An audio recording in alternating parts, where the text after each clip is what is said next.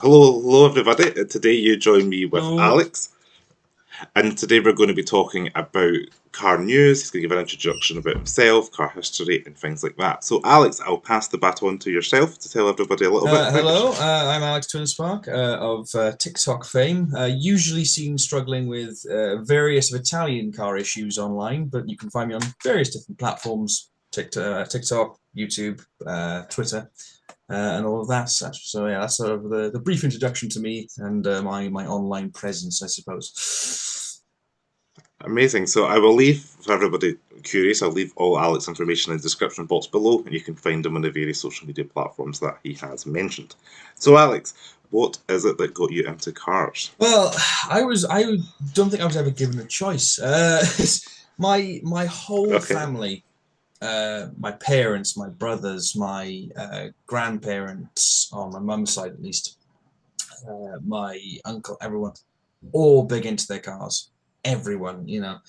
My dad used to love his performance Vauxhalls back in the day. My mum loves driving fast. She's incredible, my mum, in terms of how she can drive. It's scary how fast she is at times. So even photos as young as like a couple of weeks old, as soon as I can hold things, I'm holding models of Porsches and things of this. So I genuinely, I don't think I Okay. had a single choice in whether I was going to like cars or not. That was from day one. It was determined. And yeah, unfortunately, I've caught the bug, which yeah, has cost me a lot of money over the years. But Well, speaking of money, then, do you want to tell some of the people about your car history, like what you oh, bought previously, what you currently look, own? how in depth do you want to go on this? As I can walk you through my my whole history of that. Yeah, we've got a couple of minutes. You can Well, give us so as so much as I you want to started share. off really high point. I started off with a Peugeot 207 1.4 Sport. Now I want to point out the Sport didn't mean it had any more performance. It meant I had alloy wheels and fog lights. It did, however, mean to insurance Okay. policies that I had to spend a lot more money on it.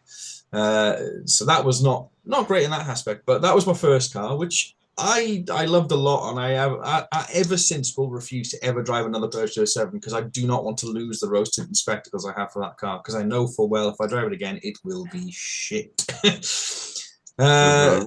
I replaced that with a Volvo S40, you know, the one from the early 2000s. That looks like a budget BMW. Yes.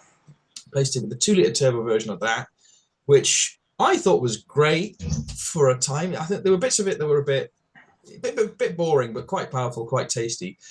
The issue I had with that one was when I checked the insurance policy. Where are you? I'm on calling. Um, yeah, well, when I went to do the insurance policy on that, we rang up to do all the quotes and everything like that. Ran through all the insurance, got all the insurance on it, great. And then it broke, so I thought, right, I'll take my old car back. I still had the Peugeot at the time. Rang up the insurance, said, hey, can we swap the insurance back over? They went, yeah, you're 35, right? I went, what? No.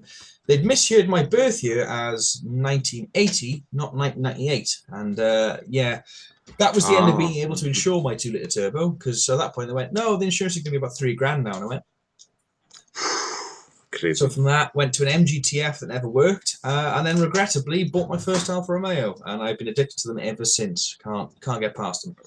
So I'm now on my Alfa Romeo 156 Sport Wagon V6, which doesn't work because it catches fire when you try and start it, and my Alfa Romeo GTV, which works for about 5 minutes before the radiator leak causes it to burn. So as you can tell, Italian car ownership going really well for me there. Yeah. And do you think there's any more Alfa Romeos in your future then? Do you see Um, yourself buying any more? yes, there's the problem with Alfa Romeo is in many ways terrible vehicles, truly awful. Apologies, that's my cat just walking in there. That's all right. Um, Truly terrible vehicles. They are unreliable. They are poorly built. All of the various things that people throw at Alfa Romeos usually are correct. The problem is they have so much character. They've got so much sort of.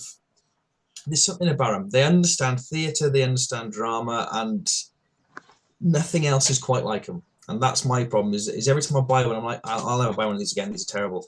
And I start it up, and it makes a silly noise, and it feels very fancy inside. And just they feel a bit too special. So I kind of keep putting up with the fact that they never work because Okay. It's an Alfa Romeo. That's kind of half the charm.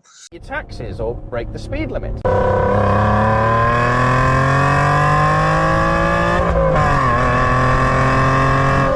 No, interesting. So, what about the kind of current Alfa Romeo crop? Is there anything you think you might see yourself purchasing in the See, future? that one's a bit of a difficult one for me because the Tonale and the Junior, I think, are embarrassments. I think the fact that they wear the Alfa Romeo badge at all is it's shocking. The Tonale, the concept for the Tonale I thought looked really good, and then they brought it out and it just looks fat and bloated and sad. It looks like a Brera that's just kind of let itself go. And the Junior, in my opinion, might be a fine car, but that's a Peugeot. You'll never tell me anything else than that's a Peugeot. I've got no problem with Peugeot, but that's a Peugeot, not an Alfa Romeo, Yeah. and I won't be told anything else.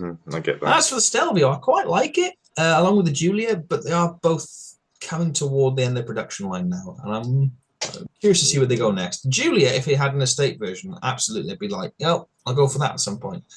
But they never did that because they did the Stelvio instead, which I think is a bit of a shame. Yeah, I get that. I do like. I have seen a few of those Julia Cloverleaf doing like car events and things like that. They do sound quite good when you're. Well, the fun thing with them is they were developed. So they developed the Quadrifoglio, the sport version, first, and the regular car is developed from the sport model. So my mum has got the Veloce. She's got the 2-litre turbo one, and it drives fantastically. Brilliant thing to drive. But again, it's one of those things of you can tell it's kind of been a bit. Whereas usually the performance model is hotted up from the thing because it's done the other way around. You sort of drive the regular one. You kind of go, I really like the sound of the big one, but is there a huge amount of point in buying it over the Veloce, which is already very quick for anything you could ever want on the road? One of those things, I think. But And I love the fact your mum's got one as well. the funny thing is, my mum, throughout her life, and she always swears down, no, I've never had a problem with Alfa Romeos. It's just that for my entire life, she's gone, oh, that's ugly. Every time I've gone for an Alfa Romeo. My dad was a big Beamer man. My mum has always been into her German stuff, really. I've never been able to get either of them interested. And she was looking for a new car, and it was one of the few cars under the company car policy that my dad had at the time that my parents could buy that was actually a bit quick because it was that or like a lot of diesel Mercs. I said, well, why don't you have a look at an Alfa? The Giulia's out. That's about the size sort of car you need, and the depreciation means they're really cheap. And I went, go on, I'm gonna have a look at that. And now my mum, they bought it outright. My dad left that company 3 years ago. They bought the car outright because they just love it. My mum adores that car and still swears now. No, I've never said I hated Alfa Romeos. I just certain ones I didn't like. Kept saying that. I'm like, no, you didn't, Mum. My whole life you've been saying you don't like them, and here you are. You're in love with it. That's a fantastic. Oh, so good. Okay, that's kind of a little fleet update, I guess, with everything.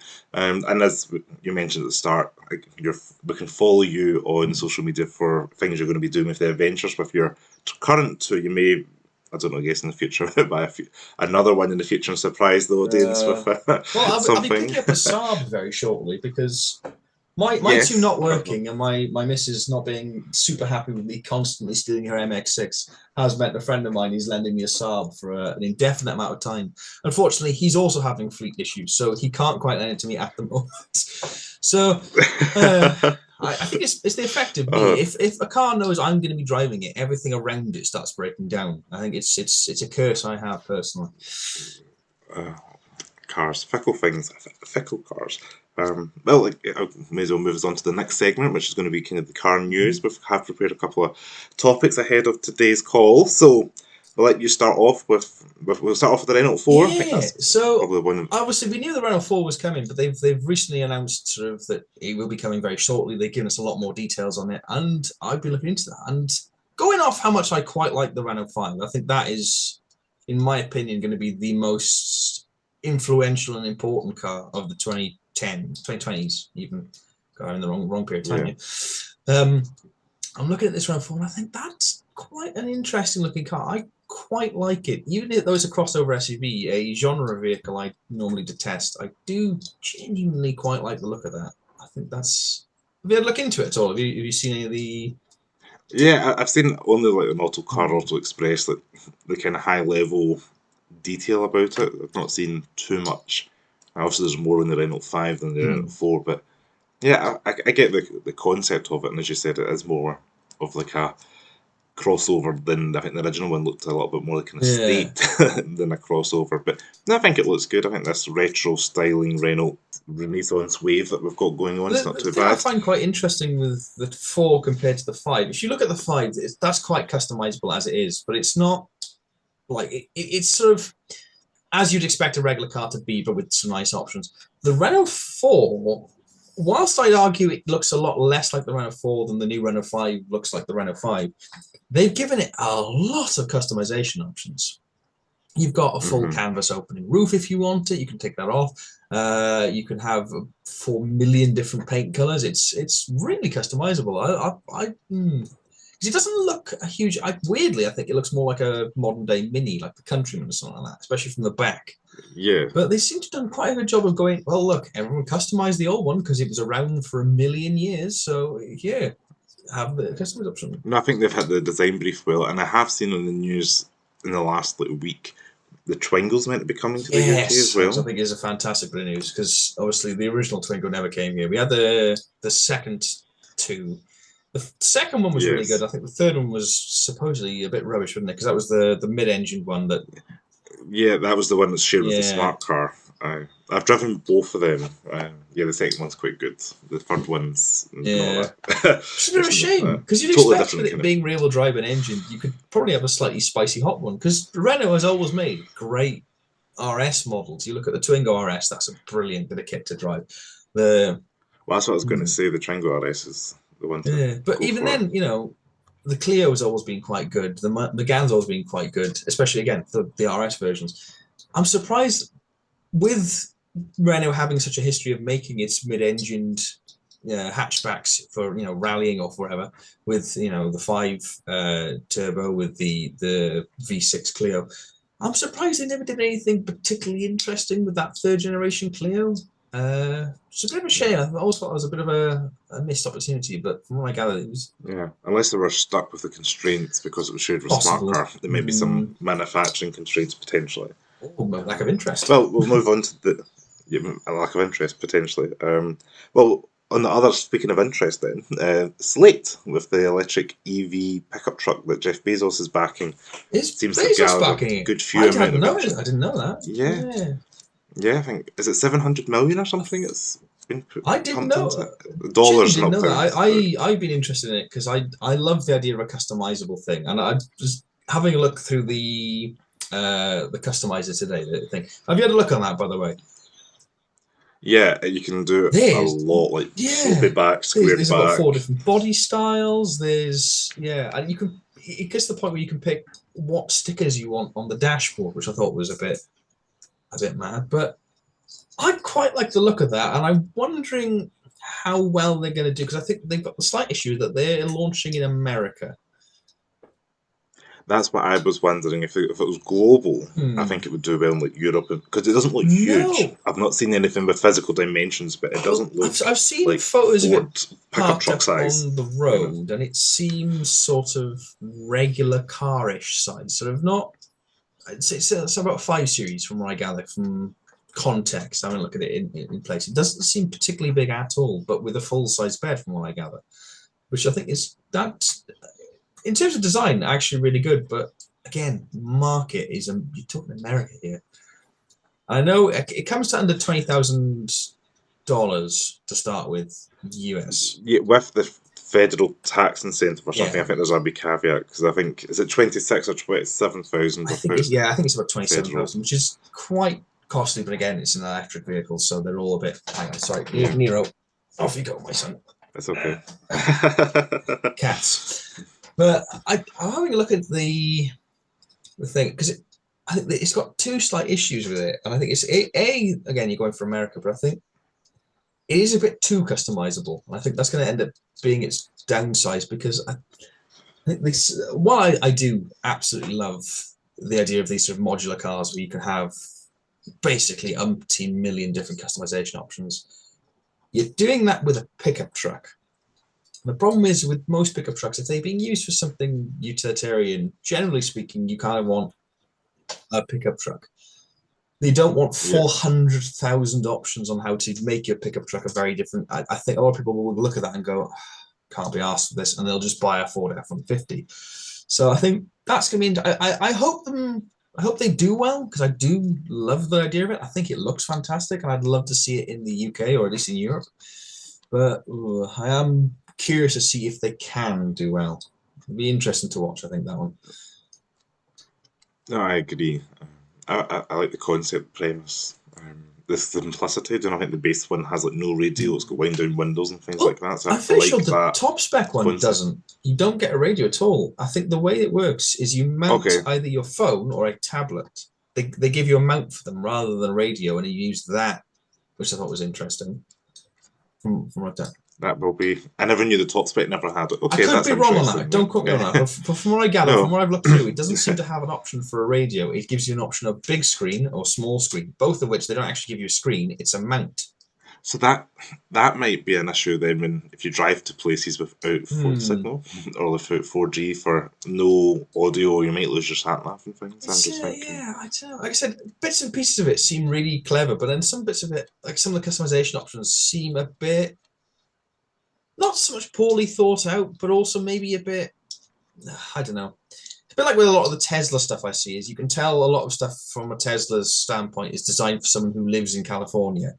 It's Yes. when you open the boot in the snow, all of the snow immediately falls into the boot. Yeah, well, if you live in California and you designed it in California or Texas now, you've not had to experience the snow problem before. Things like that. No. I think a lot of the stuff I've noticed with the Slate seems to be of a similar kind of. You can tell it's not necessarily had the R&D money that more conventional OEMs have had. Again, interesting to watch. I'd like to see how it comes out and how well it sells, and hopefully they do well. I do wish them all the best in the world, but I think I'd imagine it'd be launching with because it's got more money behind it. Then I think when I looked it up, Fisker was a fraction of the multi-millions that was pumped into that, and they managed to at least get a product out in some branches. they didn't get them out into people's driveways, but they got them out into branches. Yeah. But I'm saying so if Slate's got like 2 or 3 times the money, then potentially they've got the equity to go a little bit further. I'm not sure. Have you seen we'll any see of what those happens, Fisker I Oceans, guess. by the way? There's one around Glasgow. It's like a matte blue kind of colour one. I don't know the trim levels. I don't know the names of the colours for them because they kind of came and gone so quickly. It's a 73 It's funny you say plate. that. So I live right on the corner from a dead dealership for Fisker. Right. And I happened to, I was going for forklift training with work, and I drove past. I went, whoa, hang on a minute. So went back on the way back. They've got ones left behind there. I think I've seen about 4 locally, obviously, because they were locally sold. Yeah, this is meant to be the one dealership for the entire Southwest, from what I gather. And yeah, it's quite sad to see because you look inside. There was a lot of hope they had there. Clearly, in the way it's set up, there's a very optimistic, and it's all abandoned. It feels a bit sad, but at the same time, was the car worth to anyone? I mean, they're sold for 85 new, and now that you can't sell them for 10 with dealership miles. Well, I was going to say like it would be who's going to take that risk. They know they were problematic when the business was still running, so it's shocking history for them. Yeah, it's an interesting one. I believe our next news segment is the Jaguar news you want to talk about. So I have a history with Jaguar Land Rover. I may or may not have worked for them, and I won't confirm that as I don't want to get done for libel. But yeah, I've got to be honest. I thought that their relaunch was interesting when they first came out with it. They needed to go somewhere. I think the problem Jaguar's had for years, and we've got family that still work in Jaguar dealerships, and they openly say that like during COVID they had loads of orders. The cars came in, and then no one picked them up because they all died. And that's a bit grim, but it kind of goes to show a lot of the audience Jag had were very old men. And now they just can't sell at all. So they needed to go somewhere. They'd lost all of their sort of market. And I always thought that, it's a bit weird to say it, because I know a lot of people went straight on with the, oh, it's gone woke. You go woke, you go broke kind of argument, which I think is unfair, but I do think that they kind of, being one of the girls, gays and lays myself, the market they've gone for being this kind of Bentley competitor price-wise, but then also seemingly aiming toward your more, I don't know, your more queer market, I guess, was what the response was. That's a very small market, but at least they were going somewhere. And I think that them backing out of it as they have this last week has been a bit cowardly. And I think that's going to backfire on them quite drastically, especially if they're going back toward this idea of, oh, well, we'll just go for where we were before.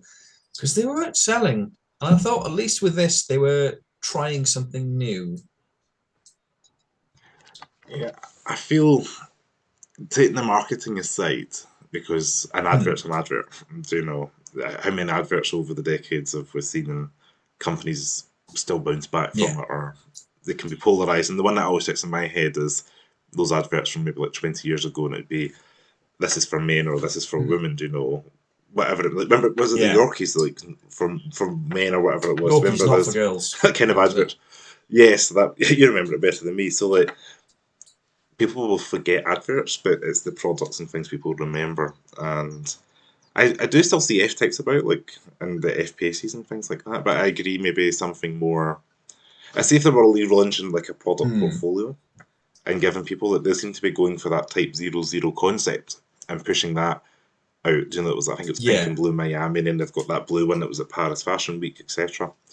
I think if they were, because we're getting closer to it, it's a year since they've made any cars, so like if they had if they were giving people more like, this is our new lineup's going to be a big expensive saloon, maybe like a big SUV, whatever it is, that people are like dropping nuggets, like what's going to happen instead of this one concept. So I think that's because Genesis. Sorry, I think that's. No, I was just going to say, like, Genesis have got those two concepts out right now. I think it's a convertible and a coupe, and they're V8 powered. They're like the same thing as the Jaguar concepts in terms of they're not like a production ready vehicle, but they're kind of showing people this is the direction we can go with this design language, and they're literally driving them around, getting the buzz going. And I know EVs can be politically decisive depending which market you're in, but yeah, it's an interesting decision what they're going to do. I just want them to succeed beating the British brand. Begrudgingly, like I said, I may or may not have worked for them, not that I would admit to such things, but despite my distaste for them that I may or may not have gained working for them, I do really love Jaguar. There's not a lot of Jags out there that have been made that I've gone, oh, that's a piece of shit. That, I mean, everything that they've done since the sort of mid-60s. I mean, I'm not a big fan of the E-Type, but everything after the E-Type, I go, oh, what a lovely thing, what a cool thing. Even XJSs, which were hated at the time, I see them and I think my they're quite brother's cool. got an XJS, and I've always wanted an XJS. Both of us, since childhood, have wanted XJSs. I think they're great things, and they seemingly are now finally getting the love they deserve. But the regular XJ, the XJC, all of that era, fantastic. You get sort of I think the mid-2000s was a bit of a malaise era, but then you go after that. I generally don't think they've made an ugly car. But that the XK, the two gens of XK, which were fantastic vehicles. I like the first gen. From what I gather, they're quite good to drive, but I never liked the way they look stylistically. I think they've aged poorly, which doesn't help. But yeah, potentially. But I think just when you see them on the road, it's like there's a bit of something. I don't know. I wouldn't say they're a bad-looking car. It's just they do look, unfortunately, a bit too much like a second-generation MX-5 for their own good, I think, is the issue they have. But I think you look at Jaguar, they've not made a bad-looking car in the last 15 years, in my opinion. I mean, even something like the E-Pace, which is a bit forgettable, isn't a bad-looking car. It's adequate. No. So I would be quite sad to see them go. I think it doesn't help that they just launched without any vehicle. I think that was a real... They did this whole, this is where we're going to go in the future. And every other car company has done that. Peugeot's done that. Ford's done that. All of them. But they still had cars on sale at the time. You know, when Ford comes out with the Visos concept in whenever it was, 2003, people were going, yeah, it looks great. I can't wait for that. But they were still selling them on Deo at the same time. You know, when Peugeot comes out with that ludicrous V12 Grand Tour that they built, they were at least selling 207s. So it's kind of a bit... I don't know. I hope Jaguar bounces back. I will say, again, from when I may or may not have worked for them, it does seem a bit of a sort of a captainless ship in there at the moment. This man is a nightmare. Off you go. it does seem a bit of a rudderless ship there. It seems a bit. I don't think anyone quite knows where they go in there, and I'm hoping that. Okay, I haven't worked there for. Not that I did work there necessarily for a few years, so I can't say it's necessarily like that now. But yeah, hopefully they can figure this out. Because it would be very sad to see them go. Yeah, I hope not. I hope the Tata funding keeps them afloat for many years to come. I think one of the main advantages they got is that they're joined to Land Rover, which seems to, no matter how poorly they build anything, everyone just keeps buying Land Rovers. So yeah, I do worry if somebody at the top level will be looking at this abroad and being like, we might need to cut the Jaguar bit off if that's not making any money, that division. If Land Rover's basically keeping Jaguar afloat, I'm not sure. it's still, mind you, on that, if you do want a Jaguar, either used or sort of, fairly new, a lot of inventory is still clear at a lot of local shops. So, Yeah. there's some advice to your viewers. Go buy a Jaguar. Yes, go buy them. My dad's got an XJ and it's fantastic. He's had it for years. A great car. The Ian Callum designed one? Yeah, 2000. Is it 2009 that shape came? X351. I can't remember all the chassis names, but it's kind of the last shape one before it just got dropped in 2019 or something. One of the best looking cars I think Jag's ever made. That fantastic thing. Yeah, I think. And it drives well as well, I think, because it's more analog. It's got obviously it's got touchscreen and stuff, but it drives like mechanically, which is nice. I've got a good friend of mine who's got the 3-litre diesel version, and he says, "Oh, I love it to bits," but he said every time I go around anywhere near a roundabout in the wet, it just kicks the arse out, and I'm like, "And you're complaining? That's the best thing ever." That's so good. Well, we'll live in hope and see what Jaguar release. I don't know if it's another 7 or 8 months. Is it March 26? I don't know. I think annoyingly it's too late. They've left it. No matter how they should have done it about 6 months ago. But yeah, I think it is about March next year. Yeah. So we'll see what happens with them. Slate might be out by the time Jaguar launch something. Slate might have come and gone by then. Who knows? Who knows? Well, Alex, I just want to say thanks very much for joining me this morning to talk about all things cars, which has been fantastic. Guys, if you have enjoyed it, make sure to go and follow and check out Alex on the various social media. I will leave that all below, and you can check it out. Alex, thank you for your time, and guys, we'll see you next video. Thanks for watching.